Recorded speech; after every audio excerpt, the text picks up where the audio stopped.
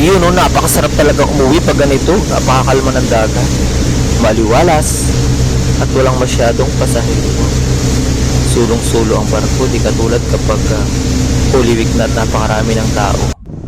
Pag ganito, solo-solo mo lang. Ayan no, napakalinis po ng barko. Halos kami lang ang pasahero. At nakadaong na nga tayo dyan sa Balanacan Port. Sakayan itong Star Horse na napakalaki. Sobrang aliwalas, napakaluwag. Hindi pa katulad ng sa Holy Week, ang dami na nauuwi ngayon. No? Kunting-kunti lang kami niyan. Kahit pagtatakbo ka sa loob ng barko, napakaluwag. Kita nyo, ang laki-laki ng barko, tapos kami pa lang yung sakay. Kalmang-kalma ang dagat. Ayan, napakaganda. Sobrang aliwalas. Sa mga gusto magpunta dito sa amin sa Marinduque, ayan, napakaganda po mga guys. Pwede kayo magpunta dyan, napakalapit lang sa Manila.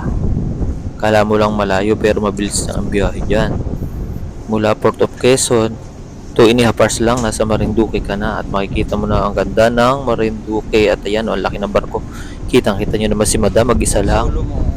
Parang nakaarkila ng barko. Malinis, malaki. Yan yung Star Horse Shipping Lines. Si Madam mo, enjoy na enjoy. Lakas ng hangin. Amihan kasi kaya ganyan. No? Ayan si Ibo. Papasyal-pasyal lang tayo sa loob ng barko kasi hindi pa yan aalis. Ang lawa ko. Ang luwag. Ayan. Naman ang display dyan, oh. Ang ganda, oh. May Santo Niño. Ng barko. Ang lawak ng barko. Ayan, napakalaki.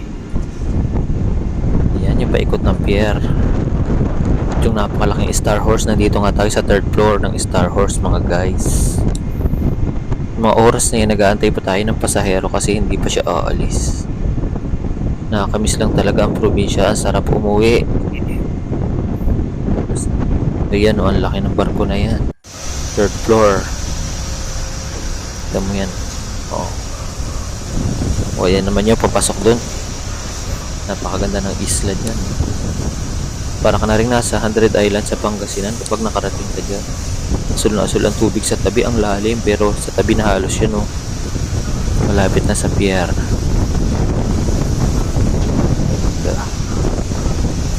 Wow.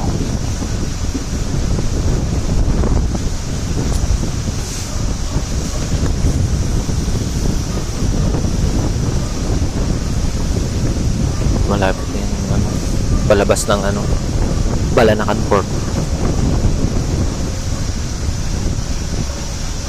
At ayan naman si Aerox, napakaganda ng pwesto niya dyan. Sulong-sulo niya sa ilalim ng hagdanan. Kaya safe na safe yung ating motor dyan.